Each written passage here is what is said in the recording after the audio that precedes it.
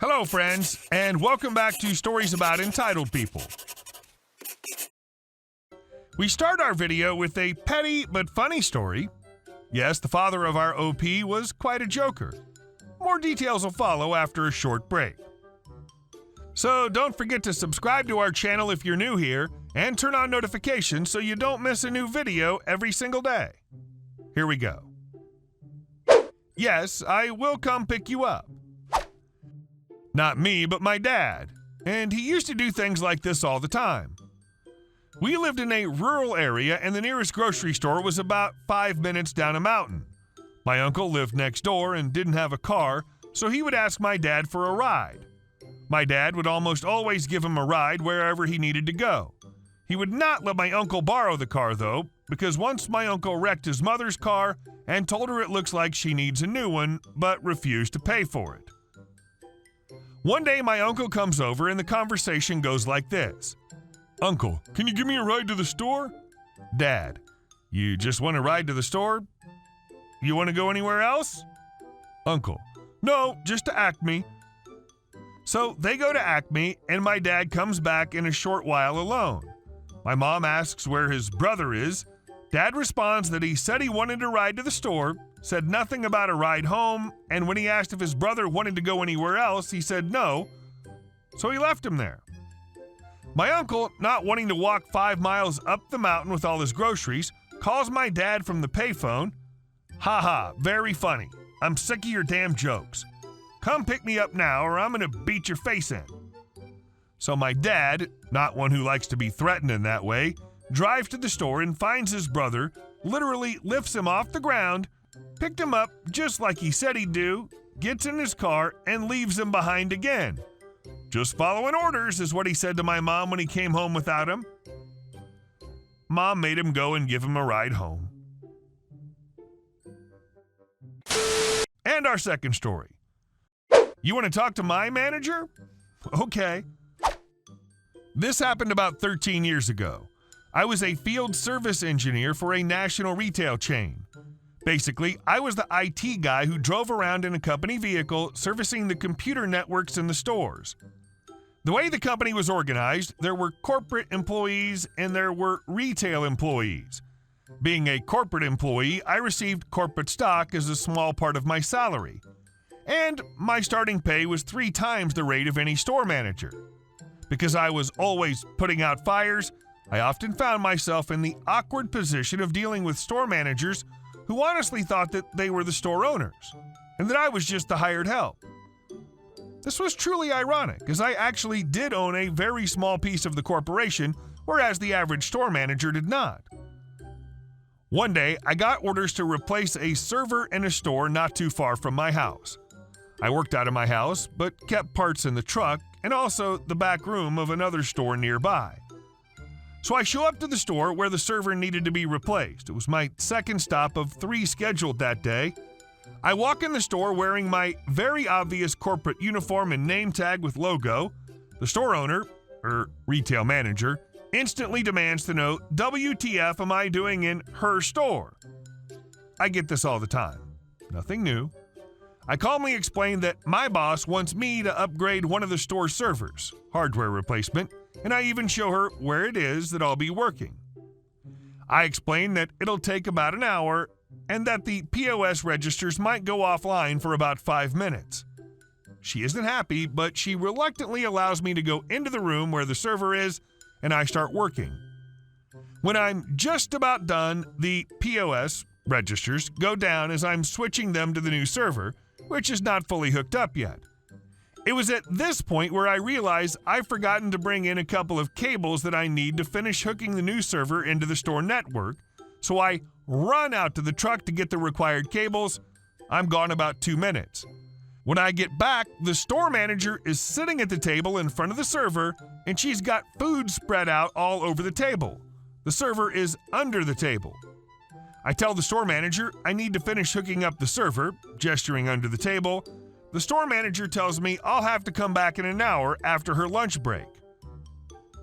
I'm shocked into total silence. Then a cashier bursts into the room, panicked that the registers aren't working and the checkout lines are getting backed up. I explained to the manager that I have to fix the server now or the registers will not work. The manager tells me that I should have thought of that before I started working in her lunch break area. I calmly tell the store manager that she'll have to take a break later or find somewhere else to eat her lunch. She tells me I'm rude and incompetent and demands to speak with my manager. Immediately. Okie dokie. I call up my manager using my corporate-issued iPhone and quickly explain the situation, then walk into the server room to hand the iPhone to the store manager. While she's on the phone with my manager, I head out to the front of the store to explain and apologize that the registers are going to be down for a few more minutes. I can't hear exactly what the store manager is telling my manager, but I can tell that it's a heated conversation, and I clearly hear the word fired mentioned a few times.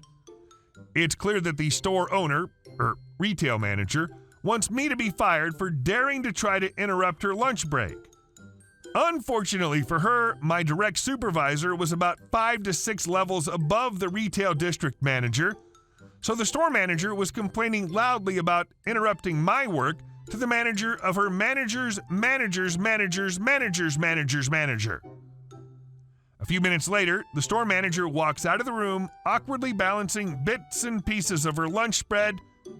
I immediately go back to work getting the new server up and running and reboosting the POS registers so that they'll sync on the new server and cashiers can get back to work.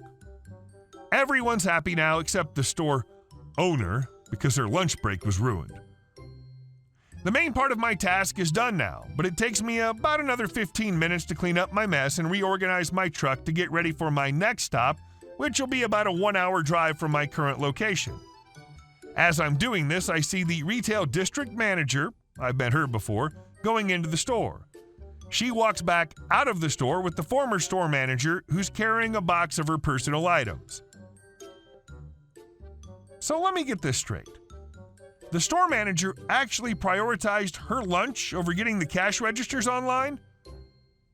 No wonder she got the sack. And our last story. Long, hard fight against corrupt HOA. I'm a long-term owner of a condo, 30 years. When I bought my condo, many of the original purchasers still remained in the association.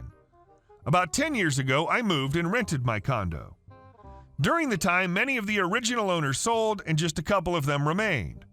About 5 years ago, I got notice of some unusual changes being proposed to the bylaws, including the board having authority to spend 25% of the budget on whatever it wanted and removing the requirement of an annual financial audit. Red flags shot up everywhere. I attended the annual meeting where the changes were going to be voted on, and I raised holy hell. The 2 remaining original owners had taken over the board and manipulated all the new owners into believing that the board had dictatorial powers. When I pointed out the unlawful changes to the other owners and reminded them that the bylaws were meant to protect us, the changes were rejected. This incident started 5 years of hell for me. I started looking at other association matters that had happened while I was an absent owner. Over $100,000 had been spent on pet projects by the board that were never run by the owners, and the same people kept getting elected to board every year. Concerned about my investment, I moved back into my condo and started talking with people. I was getting the cold shoulder by everyone and found out that I'd become known as a problem maker. I persisted on informing people of unlawful activity that was going on, despite people rolling their eyes at me and dismissing everything I'd say. A year later, I had a lot of water damage occur in my unit. When I went to the board to file an insurance claim through the association's insurance, it was rejected, and I was told to pay for it myself. They told me, "Your condo, your problem." I couldn't afford $20,000 in repairs and filed a lawsuit. During the 2 years of the lawsuit, I had access to the association's documents, which showed election fraud and misappropriation of funds. This was reported to authorities who did nothing because it's an HOA. Government agencies consider HOAs self-governed and would not do anything unless a lot of owners file complaints. I was fighting alone, so I got nowhere with that. After 2 years of fighting the HOA in court against lawyers being paid by the HOA insurance, my lawsuit came to a complete stop over a technicality I wasn't able to fix. However, I did find out that the board had hired an extra lawyer and secretly paid him with HOA money. I brought this to the attention of one other owner who would occasionally listen to me, and she had a hissy fit. The board had told the other owners that my lawsuit was frivolous and that it wasn't costing the association any money. She confronted the board about spending tens of thousands of dollars in HOA money on a secret lawyer and claiming my lawsuit was frivolous when the court found their counterclaims frivolous. The board shut out all the other owners and told them that the board can do what it needs to do without the other owners' consent. Now most of the owners were upset and called a members meeting to find out what was going on. I now had people willing to listen to me. I exposed everything. The election fraud and the massive amount of money that was wasted that the owners didn't know about. The owners petitioned the board for a members' vote to remove each board member. The board fought back viciously, but the main board members that had hijacked the association were removed. The new board then fired the management company that helped the bad board commit its crimes.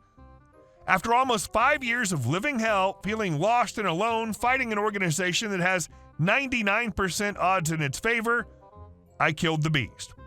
The board paid for the repairs to my unit and created a committee to rewrite the rules and regulations to ensure that such abuse never happened again. I was appointed to that committee, and I personally rewrote the document using the legal knowledge I'd gained from filing my own lawsuit. The owners in the condo association now have veto power over the board.